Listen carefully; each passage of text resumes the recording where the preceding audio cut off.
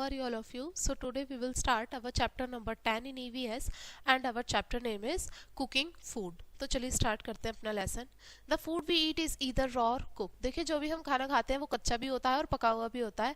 भोजन जो होता है हमारी बॉडी के लिए एक ईंधन के जैसे काम करता है जिससे हमें आगे बढ़ने के लिए मदद मिलती है और हमें एनर्जी मिलती है और हमारी जो डैमेज सेल्स होती हैं, कोशिकाएं होती हैं, वो भी रिपेयर हो जाती हैं. इससे हमें बीमारियों के अगेंस्ट लड़ने में भी हेल्प मिलती है.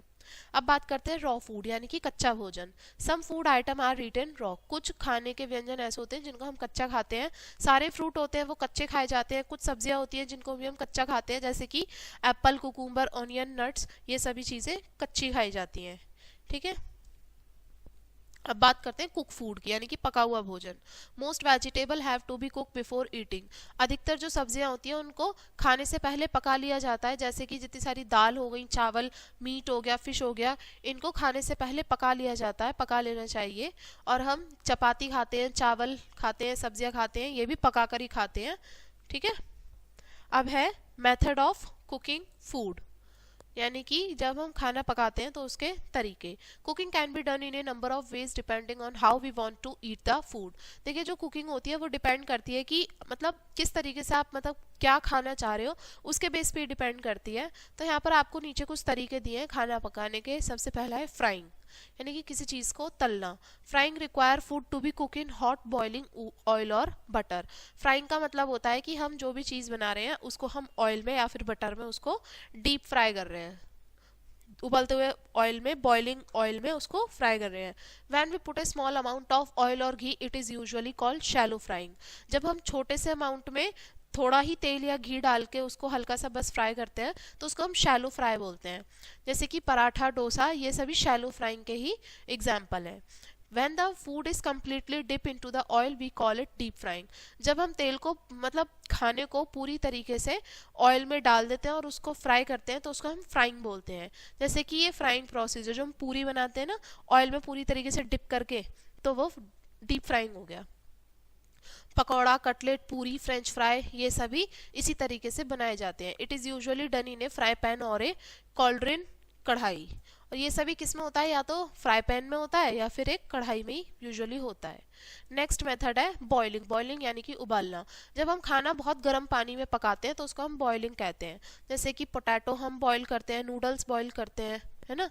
दाल हो गई, सब्जी हो गई, चावल हो गए, मैक्रोनी हो गई, ये सभी पैन में ही उबाली जाती हैं. नेक्स्ट है स्टीमिंग. स्टीमिंग यानी कि भाप देना. Steaming of boiling water is also use to cook food. देखिए जो उबलते पानी की जो भाप होती है इसका इस्तेमाल भी खाना पकाने के लिए किया जाता है. खाना जो होता है वो पानी की भाप के साथ पकाया जाता है. प्रेशर के साथ में भी पकाते हैं और बिना प्रेशर के भी पकाते हैं. जैसे इडली और ढोकला हो गए, ये किससे पकाए जाते हैं, स्टीमिंग से. और जो प्रेशर कुकर में जो कुकिंग होती है उससे हमारा समय भी बचता है और ईंधन भी बचता है. और इसलिए हम क्या बोलते हैं, it is called cooking under pressure. इसको हम बोलते हैं कि प्रेशर के अंडर कुकिंग करना. पल्सेस होती है वो नॉर्मली स्टीमिंग से ही पकाई जाती हैं. अब हम बात करते हैं बेकिंग. बेकिंग के लिए हमें एक ओवन की ज़रूरत होती है. ये एक तरीका होता है जिसमें कि हम स्वीट और सेवरी फूड आइटम अलग अलग हीट पे, ओवन की जो हीट होती है उसको मेंटेन करके हम कुक कर सकते हैं. जैसे कि केक, पेस्ट्री, बिस्किट हो गए, ये सभी ओवन में बनाए जाते हैं. नेक्स्ट है रोस्टिंग. रोस्टिंग यानी कि भूनना. रोस्टिंग एक धीरा प्रोसेस है, धीमे होने वाली प्रक्रिया है ये. रोस्टिंग जब करी जाती है जब when we put the food directly over a fire. जब हम फूड को डायरेक्टली आग के ऊपर रख के सेकते हैं. Roasting can be done in a tandoor और एन ओवन. रोस्टिंग होती है तो तंदूर में या फिर ओवन में. जैसे चिकन, मीट और वेजिटेबल्स, फिश, ये सभी भून कर ही खाए जाते हैं. नेक्स्ट है grilling. When food is cooked directly over intense heat, we call it grilling. जब खाने को डायरेक्टली किसी बहुत ही ज़्यादा हीट के ऊपर रख दिया जाता है उसको हम ग्रिलिंग कहते हैं. It कुक्स food faster. इससे जो भोजन होता है बहुत जल्दी पक जाता है. The food is put on an iron grind और इलेक्ट्रिकली हीटेड ग्रिल बार्स. इसमें जो खाना होता है उसको हम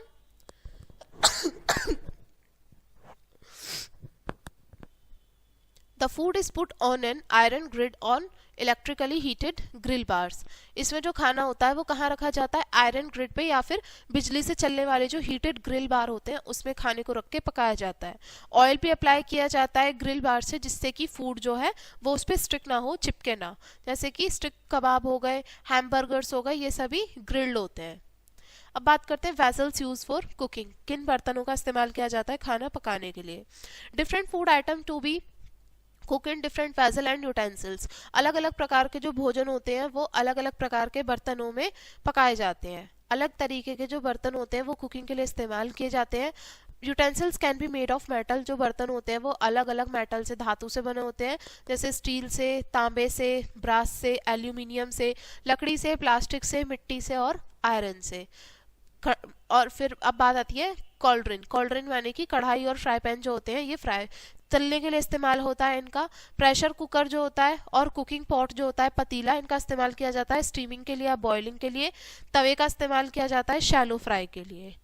ठीक है। Spoon, sieve, skimmer and masher are use for mashing food. और जो हमारी चम्मच हो गई, स्किमर हो गया, मैशर हो गया, इनका इस्तेमाल क्या होता है कि हम इनसे खाने को मैश कर सकते हैं। अब है फ्यूल फॉर कुकिंग फूड। अब खाना पकाने के लिए जो ईंधन होता है वो, पहले बात करते हैं कैरोसिन। कैरोसिन यानी मिट्टी का तेल। It is A petroleum product and is used in kerosene stove. ये एक पेट्रोलियम प्रोडक्ट होता है और ये कहाँ इस्तेमाल होता है, मिट्टी, वो उससे चलने वाले जो स्टोव होते हैं मिट्टी के तेल से, उसमें इस्तेमाल होता है। It need to be given pressure by pumping air in it and this give a strong flame. सबसे पहले इसमें हमें प्रेशर डालना पड़ता है। ठीक है। जब हम इसमें एयर पंप करते हैं अंदर की तरफ, तब इसमें प्रेशर बनता है और इसमें स्ट्रॉन्ग फ्लेम बर्न होती है। नेक्स्ट है कोल। कोल माने कोयला। It is a fuel that burn for a very long time and it is burned in stove made of iron, angithi. देखिए, एक ऐसा ईंधन होता है जो बहुत लंबे समय के लिए जलता है और ये जो स्टोव्स होते हैं जो कि लोहे से बने हुए होते हैं, जैसे अंगीठी, इनमें ही ये बर्न करे जाते हैं और ये सबसे ज़्यादा इस्तेमाल किया जाने वाला फ्यूल में से एक है। नेक्स्ट है charcoal. It is used in iron stove, angithi and tandoor. Charcoal का इस्तेमाल कहाँ करते हैं हम, आयरन के स्टोव में या अंगीठी बोल देते हैं जिसको, और तंदूर में। नेक्स्ट है लिक्विफाइड पेट्रोलियम गैस या liquid petroleum gas, LPG. LPG का इस्तेमाल सिलेंडर्स में होता है। पेट्रोलियम गैस लिक्विड फॉर्म में होती है जो सिलेंडर में भरी हुई होती है और इसको हम गैस स्टोव से कनेक्ट करते हैं एक पाइप के जरिए, और हमें इसका इस्तेमाल करते समय बहुत ज़्यादा सावधानी रखनी चाहिए। नेक्स्ट है सोलर एनर्जी यानी कि सौर ऊर्जा। सूर्य का जो प्रकाश होता है बहुत अच्छा माध्यम होता है हीट का, और जो हमारे सोलर हीटर होते हैं ये सोलर एनर्जी पर ही चलते हैं। सोलर हीटर में शीशे लगे होते हैं जिससे कि जो हीट होती है सूर्य की वो बाउंस बैक होके हम उसका इस्तेमाल कर सकते हैं, falling on them and this reflected heat fall on the utensil placed in the heater and thus food is cooked। देखिए, जो हमारे सोलर उसके लिए जो शीशे लगाए जाते हैं उसमें जो रेज आती है वो ट्रांसफर होके वापस से जो, मतलब हम जो सोलर कुकर होता है उसके हम वहाँ पे इस्तेमाल कर सकते हैं उसको।